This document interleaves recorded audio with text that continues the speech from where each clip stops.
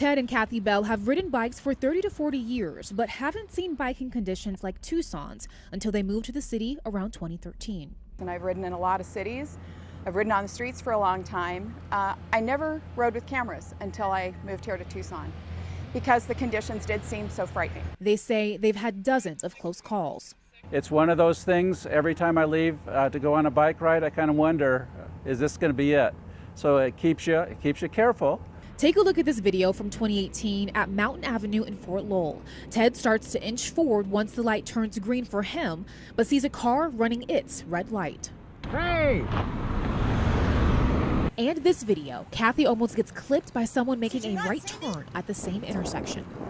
No turn signal. With their own experiences, Kathy contacted our newsroom, commenting on an accident that happened at Alvernon and Grant. When there's an accident or an incident that happens with a pedestrian or cyclist, oftentimes there's this victim blaming that happens. And I think that's unfortunate. I drive a car, I ride my bike a lot, and I am a pedestrian all throughout Tucson. And the latter two can be scary at times. I understand that every time I get on my bike, I potentially have taken my life in my hands. I choose to do that, but I also choose to try to ride smart and be aware of my surroundings. Seeing and experiencing several hits and near misses, they've also had fellow cyclists die from being hit by a car.